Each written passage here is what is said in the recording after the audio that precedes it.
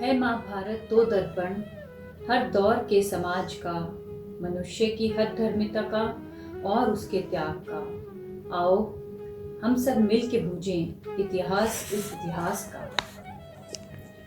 हस्तिनापुर में कौरव और पांडु भीष्म पितामह की देखरेख में बड़े होने लगे। बच्चे आपस में खेलते लड़ते झगड़ते, पर हर बारी पांडव कौरवों पर भारी पड़ते। इनमें से भीम कौरवों को बहुत तंग करता और अपनी शक्ति से कभी उनका नदी में पैर खींचकर डुबकियां लगवाता, कभी पेड़ पर चढ़े कौरवों को नीचे से पेड़ को हिलाकर ऐसे गिरा देता जैसे कोई पका हुआ फल गिरता है, कभी उन्हें जमीन पर पटक देता, कभी उनको खींचता।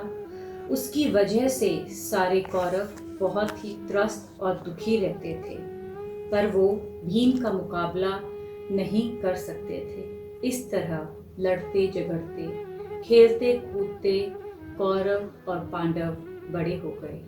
जब दुर्योधन बड़ा हुआ तो उसे समझ आया कि वह हस्तिनापुर का राजा नहीं बन सकता, क्योंकि पांडु हस्तिनापुर के राजा थे और उनका बड़ा बेटा युधिष्ठिर ही युवराज बनेगा और उसके बाद वह ही राजा बनेगा। उसके पिता धृतराष्ट्र अंधे थे और असहाय थे, इसलिए दुर्योधन हर समय इस कोशिश में लगा रहता कि किस तरह वो युधिष्ठिर को युवराज बनने से रोक सके। उसने सोचा, अगर मुझे युधिष्ठिर को युवराज बनने से रोकना है तो मुझे इसे मारना पड़ेगा, पर जब तक भीम आसपास है मैं युधिष्ठिर का कुछ नहीं बिगाड़ सकता। इसलिए उसने सोचा, क्यों ना पहले मैं भीम को ही मार दूं। एक दिन सभी पांडु और कौरव नदी किनारे खेलने गए। दोपहर को खेलने के बाद भोजन करके सब थक कर सो गए। दुर्योधन ने भीम के भोजन में विष मिला दिया था, जिसकी वजह से जब वो गहरी नींद में था तो सभी कौरवों ने मिलकर उसके हाथ पैर बांधकर उसे नदी में बहा दिया। भीम नदी में बहते बहते नीचे नागलोक तक पहुंच गया। नागलोक में जब नागों ने उसे डसा तो दुर्योधन का दिया हुआ विष उसके शरीर से उतर गया और वो होश में आ गया।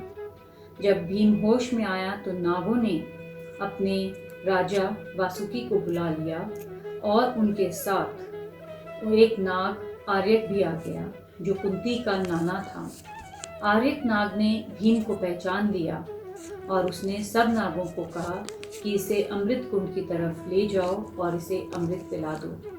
भीम जब अमृत कुंड के पास गया, उसने सारे कुंड का जल पी लिया, जिससे उसके शरीर में 100 हाथियों से भी ज्यादा बल आ गया। उसे पीकर वह सो गया। उधर जब शाम हुई, सब बच्चे नींद से जागे तो युधिष्ठिर ने देखा भीम वहां पर नहीं है। वह परेशान हुए, कहा कि भीम कहाँ चला गया। दुर्योधन ने कहा, हो सकता है वह जल्दी उठकर राजमहल चला गया हो। युधिष्ठिर बुझे मन से राजमहल आ गए। राजमहल आकर उन्होंने अपनी माता कुंती से पूछा कि हे माता, क्या भीम वापस लौट आया है? कुंती बोली, जब वह तुम्हारे साथ गया था तो तुम्हारे साथ ही वापस आएगा। कहाँ है भीम? यह सुनकर युधिष्ठिर का मन बुझ गया। उसके बुझे मुख को देखकर कुंती को समझ आ गया कि कुछ तो हुआ है, जिसकी वजह से भीम इनके साथ वापस नहीं आया। वह दौड़ी दौड़ी विदुर के पास गई और उसने अपने मन की चिंता विदुर से कही। विदुर ने कहा, आप चिंता मत कीजिए, आपके 5 पुत्रों के जीवन में लंबी आयु का वरदान है। भीम जहाँ कहीं भी होगा सुरक्षित होगा और शीघ्र लौट आएगा। इधर भीम जब नींद से जागा 8 दिन के बाद, तो उसने अपने आप को बहुत शक्तिशाली पाया। जब उसे पता चला कि उसे नागलोक में 8 दिन हो गए, उसने उनसे विदा ली और वापस हस्तिनापुर राजमहल में लौट आया। वापस आकर उसने युधिष्ठिर को सारी कहानी सुनाई। युधिष्ठिर ने भीम से कहा, तुम किसी को कुछ मत बताना, बिना बात के परिवार में कलह हो जाएगा। इसके बाद भी दुर्योधन ने अपने मामा शकुनी के साथ मिलकर अनेक बार भीम को अलग अलग तरह से मारने की कोशिश की, पर वो हर बार विफल रहा। पांडव ये सब जानते थे, फिर भी विदुर की सलाह की वजह से उन्होंने कौरवों की कुनीति और दुर्योधन के दुष्कर्मों के बारे में किसी से कुछ नहीं कहा, जिससे परिवार में सुख और शांति बनी रहे। अगले एपिसोड तक के लिए अलविदा। जय श्री कृष्ण।